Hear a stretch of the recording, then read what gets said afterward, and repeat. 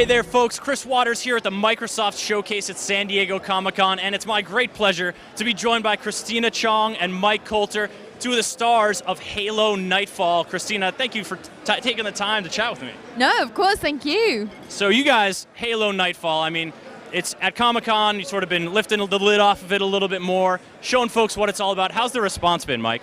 It's been great. Everybody's been really enthusiastic about the trailer. They like what they see, and I can understand why, because I think we're taking it to another level. We're trying to raise the bar again for the fans and really get them invested in this. So when they play the game, they're going to be so much more invested, and that's what we really want. I mean, I'm an actor, but I'm also interested in playing the game now that I've seen the trailer. I want to play myself. I want to play and see where this whole thing goes. It's awesome. Very cool. The game, of course, Halo 5, Guardians, and the events of Halo Nightfall are going to be leading into that. So to give us a taste of sort of the setting in Halo Nightfall, Christina, why don't you tell us a little bit about your character? I play Mesa, who's a Cedron soldier, and she's kind of very brave, courageous, and very loyal soldier. And she's kind of at that point where she's aware that there's a lot more out there for her in general, and she comes across the Oni guys and sees it as an opportunity to kind of take a step up and prove that she too, with the necessary training, could become an elite soldier. Look into the Oni guys, of course, that elite cadre we've seen in the Halo universe thus far. Mike, tell us about your character. Well, Commander Locke is a new character that's been introduced into the Halo universe. He's a leader of men, and he's a guy that has a lot of positive things that are going for him, but he's still in a stage of progression. The story is an origin story, and this character is being introduced because he does later on become a Spartan.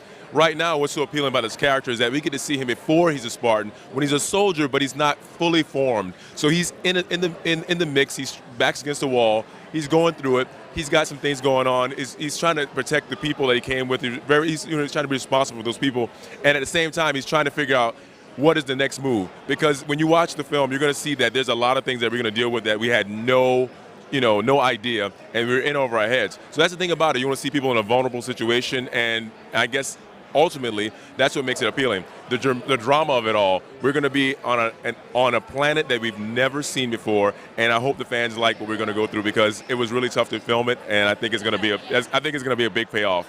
Really tough to film it, Christina. You're echoing that sentiment? Yeah, we were in Iceland for half of the shoot, and considering that we were supposed to be acting as if we were on the planet, which was 50 degrees Celsius, which is 100 Fahrenheit, something like that. Thereabouts. And we were actually feeling probably -4 degrees C, yeah, which is Fahrenheit. Almost freezing. Yeah. Like, we had to put layers on. We had like 2 or 3 layers underneath our clothes.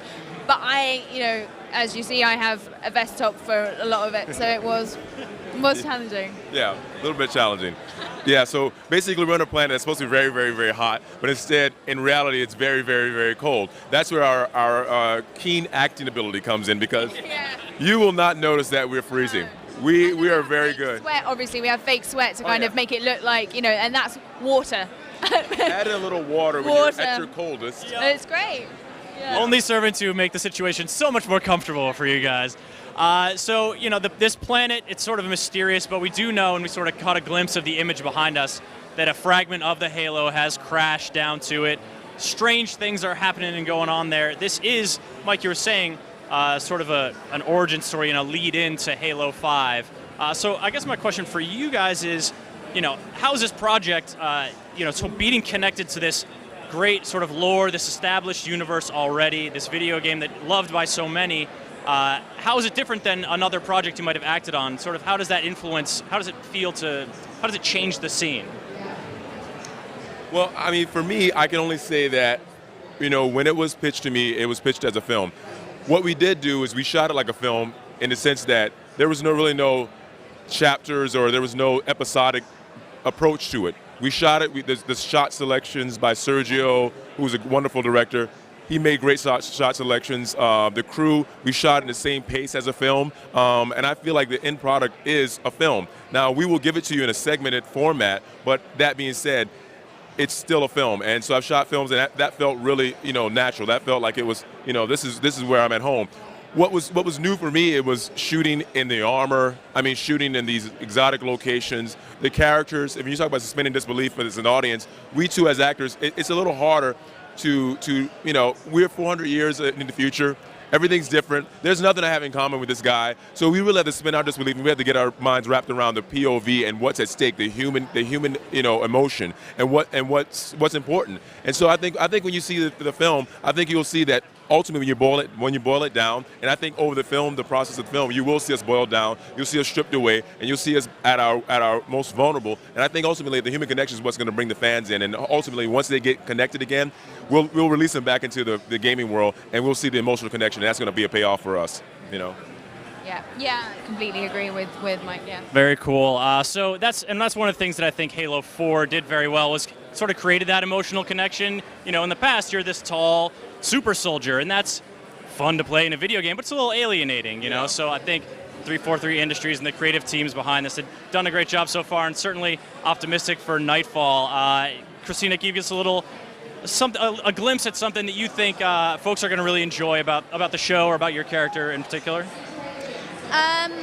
Like Mike touched on, I think for me, as I'm not a gamer, I'm coming into this as someone who didn't even know what Halo was when I auditioned for it. I think the main thing is the strong character-driven storyline, and from what I hear, there's kind of they come across some new kind of dangerous. The elements and the characters. There's these new kind of things coming in, which is going to be really great for the Halo fans to see.